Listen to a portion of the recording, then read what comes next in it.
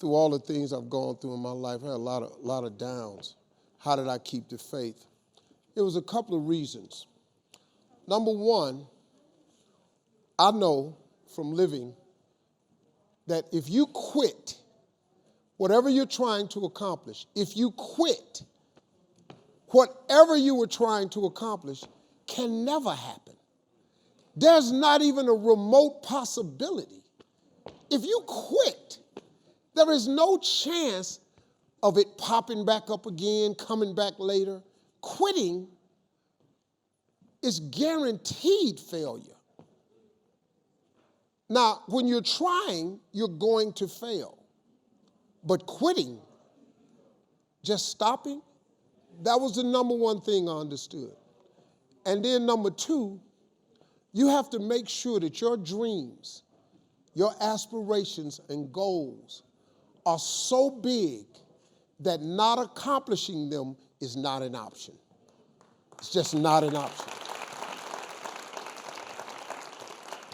You have to want something so big that it wakes you up in the middle of the night. You have to want something so big that you think about it all the time. You have to want something so big that it drives you to wake up when you don't want to. It keeps you up at night when you long been sleepy. It makes you show up, do things you wouldn't normally do. It requires extra. If you want to be extraordinary and not ordinary, if you want to be ordinary, live your life. But if you want to be extraordinary, you have to be extra. If you put extra on top of ordinary, that word is extraordinary. It requires an extra effort. If you don't want to do the extra effort, you finna be regular. There's nothing wrong with being regular. If you don't deal with it, you're going to be disappointed, man. See, being regular is cool. There's nothing wrong with it. You get a regular job, regular house, regular car. You get regular money. You have regular hours. You can dress regular. You can just go to the family reunion, take your ass back home. You just travel regular. You go on vacation once a year. That's cool. No problem. You can get you a coach ticket, economy ticket, regular. You want to fly first class? You want to sit in the front of the plane? See, let me tell you something. You know what you ought to do? Save your money and buy a first class ticket. This is how you train yourself to be successful. Save your money. Get an upgrade. Buy a first class ticket. Because when you sit in first class, you're going to understand something. The seats are wider. You get a choice of meals, chicken, beef, or fish. You get a bowl of warm nuts. They give you a hot towel to wipe your hands. Why do you think when the plane take off, they close the curtain to first class? Because they can't let these regular people, they cannot let you see what the is going on up there, because you're going to want it back there, but you didn't pay to get it. Hey, what are they doing? They're serving warm nuts. Where's our nuts? Wait a minute. They didn't get charged for the food. Their food was free. They didn't pay for the headsets. They're watching all the movies. Why don't we have that? Because you didn't pay for that. So they closed the curtain so they don't have to deal with your regular ass wondering what's going on in first class. Once you buy a first class ticket, it becomes very difficult now for you to walk past those seats, because now you're going to know what's going on.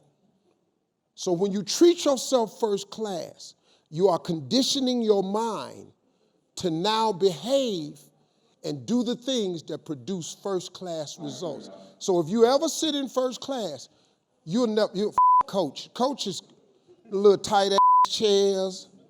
You in the middle seat. You back there by the bathroom. The chair don't recline. It's horrible. First class, big seats.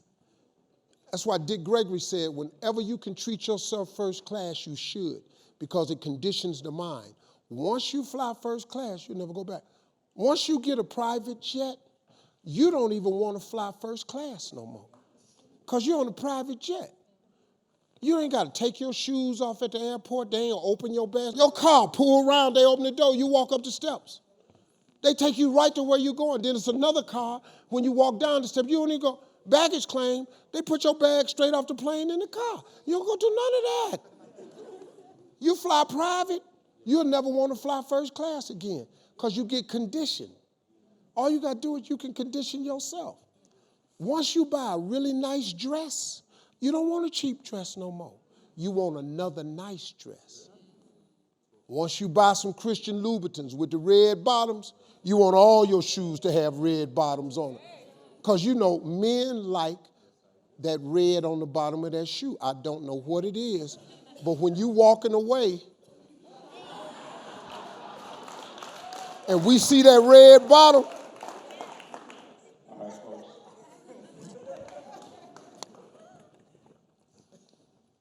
telling you, man, being successful is a mental condition. You can all mentally condition yourself to being successful. All you got is your mind. You're in control of it.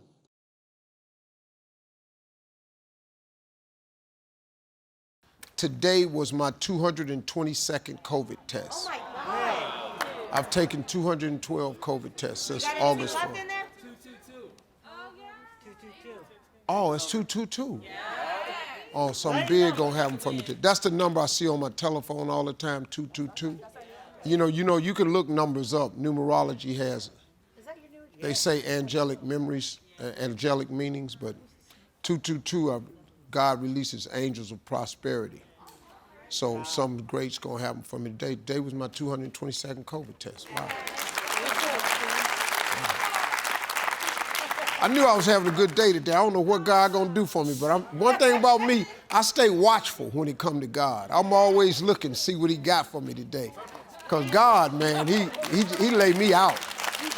Even when I have a tough day, I hang in there because I know there's something behind that. Behind every moment of adversity, there's always a lesson and a blessing. But what messes people up is y'all have these moments of adversity and you act like it's final. No, man, something's going to happen behind that. So you just have to learn how to wait it out. I've waited out a lot of stuff in my life, man. But God is good, man. Woo! He done laid me out. I was driving in today, man. My driver was talking to me and saying, Mr. H, did you ever see all this? I said, no, I really didn't, man. I'll be honest with you. You know, it kills me when people do award shows and they go, you know, I always knew this was going to be my life. Really? How? How did you know this was going to be your life? How did you know something was going to happen that you didn't even know existed? This life wasn't even in my imagination. You know, what I had imagined my life was going to be, God didn't, he took this thing to a whole nother level, man. That's why I tell people, like I was telling them yesterday, I ain't the best Christian. You understand? I ain't finna be the best Christian, but I'm a good enough one. I'm in the game. Right. You can quit talking all that perfect Christian mess anyway, cause you ain't. You tell that lie to somebody else. One lady was in the audience one day. I said, ma'am, it seems like you're not having a good time. I'm so disappointed in you. And I said, you're disappointed? You're not having a good time? Well, I was, and I've heard you've been cursing. I said, excuse me? She said, you've been cussing. I thought you were a Christian.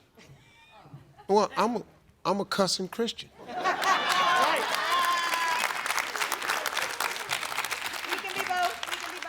I cuss. What you want me to tell you? Well, if you're a Christian, you're not supposed to cuss. Well, you're a Christian, you're not supposed to do a whole lot of stuff. But what you think grace and mercy for? You ever heard the people say, if you want something bad enough, it'll happen? That's not true. That's not true. You can want something that's not for you, and you're not going to get it. You can want something like I love golf. But I can't be a professional golfer. I don't give a shit how hard I want it. I can't play. I can't get the ball to go where I aim it. It just don't go over there. It goes somewhere around there, but it ain't close enough.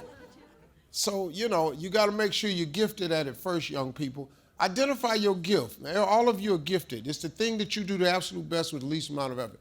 You got to identify that. Nothing else matters in your life except your gift. You got to identify your gift. God gave all of you a gift. I'm not the only gifted person in this room. God never created a soul he didn't give a gift to. Reuben's gift is, Reuben has the ability to make people happy. Now you think, well, how's that a gift? Well, he's the #1 warm-up act in all of Hollywood. He's the warm-up act on more shows than anybody in this business. No one is the warm-up act for more shows than Reuben. No one. He's the absolute best. Because he's non-offensive, he's non-abrasive, and he gives you a good time. He plays music, he gets out here, he makes you do shit. You know, even when you don't want to, put your hands up, put your own hands up, you know, like that. And next thing you know, you're having a good ass time. Well, he's turned that into a living. Feeds his family like that. Because once again, the Bible says your gift will make room for you. It'll spread you out. It'll allow you to do things. That's your gift. There's 2 ways to make money in this world, sales and service. You're going to have to do one of them. People be trying to act like there's another way. It's sales and service. You got to do one of them to make money. You know, I'm not selling nothing and I ain't providing no service. Excuse me. What? Well, you ain't in sales, Steve. I'm in sales and service. I'm in the happy business. I entertain people, but I also provide a service. You know, I work for several companies. I hire myself out for several companies, so it's a service too. It's interesting.